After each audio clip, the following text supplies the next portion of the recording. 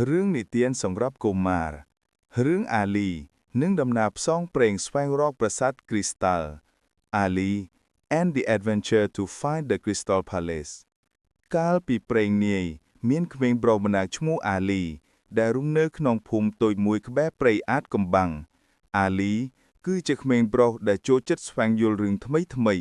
ចូលចិត្តផ្សងព្រេងនិងមានបំណងប្រាថ្នាចង់រករកពិភពលោកដ៏ធំទូលាយ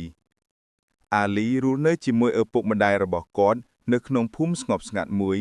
ដែលមានផ្ទះតូចៗធ្វើពីឈើនិងដីឥដ្ឋភូមិរបស់គាត់មានព្រៃដ៏ធំល្វឹងល្វើយដែលពោរពេញទៅដោយដើមឈើធំៗនិងសត្វព្រៃចម្រុះពណ៌អាលី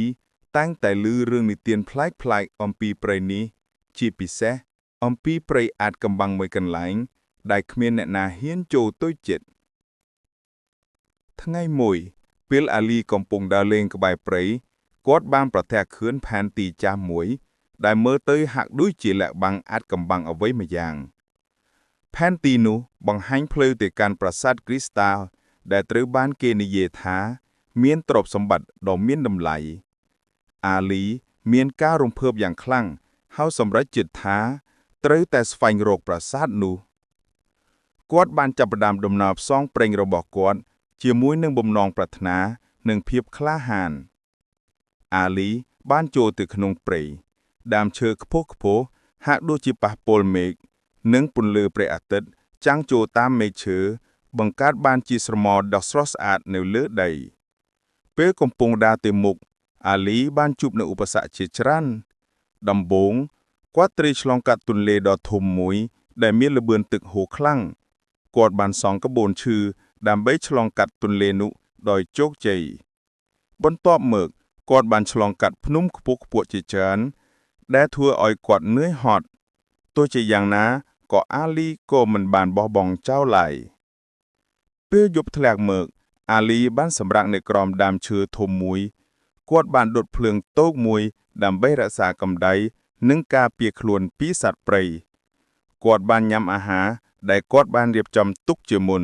ដូចជាផ្លែឈើនិងនំប៉័ងពេលកំពុងសម្រាកគាត់បានគិតដល់ឪពុកម្ដាយរបស់គាត់និងភូមិដែលគាត់បានចាក់ចិនមកគាត់សន្យាថានឹងត្រឡប់មកវិញដោយជោគជ័យនៅពេលព្រឹកអាលីបានបន្តដំណើររបស់គាត់បានជួបនឹងសត្វព្រៃជាច្រើនដូចជាសត្វក្តាន់សត្វទន្សាយនិងសត្វប្រកេយដ៏ស្រស់ស្អាតគាត់បានដើរតាមផ្លូវដែលផែនទីបានបង្ហាញរហូតដល់គាត់បានទៅដល់ច្រាំងទន្លេដ៏ធំមួយនៅទីនោះគាត់បានជួបនឹងមនុស្សចាស់ម្នាក់ដែលកំពុងអង្គុយម្នាក់ឯងមនុស្សចាស់នោះមានពូកចង្កាពណ៌សវែងនិងមានភ្នែកដ៏មុតស្រួចគាត់ហាក់ដូចជាដឹងអ្វីជាច្រើនអាលីបានសួរមនុស្សចាស់នោះអំពីផ្លូវទៅកាន់ប្រាសាទគ្រីស្តាល់មនុស្សចាស់បាននិយាយថាក្មួយប្រុសការធ្វើដំណើរទៅកាន់ប្រាសាទគ្រីស្តាល់គឺពោរពេញទៅដោយឧបសគ្គក្មួយត្រូវតែមានភាពក្លាហាននិងឆ្លាតវៃបន្ទាប់មកគាត់បានប្រគល់ផែនទីថ្មីមួយឲ្យអាលីដែលបង្ហាញផ្លូវសម្ងាត់ទៅកាន់ប្រាសាទអាលីបានអរគុណមនុស្សចាស់នោះហើយបន្តដំណើររបស់គាត់បានដើរតាមផែនទីថ្មី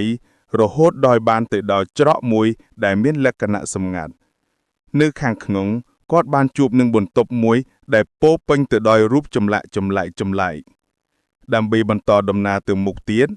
គាត់ត្រូវតែដោះស្រាយល្បែងពង្ពួររូបដ៏ស្មុគស្មាញមួយអាលីបានគិតយ៉ាងស៊ីជម្រៅហើយទីបំផុតក៏បានរកដំណោះស្រាយទ្វារសម្ងាត់មួយបានបើកបង្ហាញផ្លូវទៅកាន់ប្រាសាទគ្រីស្តាល់ពេលដែលអាលីបានទៅដល់ប្រាសាទគ្រីស្តាល់គាត់មានការភ្ញាក់ផ្អើលយ៉ាងខ្លាំងប្រាសាទនោះត្រូវបានគេសង់ឡើងពីគ្រីស្តាល់ដ៏ភ្លឺចែងចាំង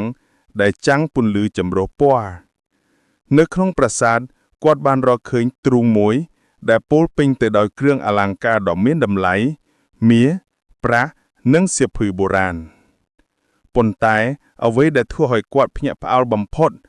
គឺគ្រីស្តាល់តូចមួយដែលមានពន្លឺពណ៌ខៀវដ៏ស្រស់ស្អាត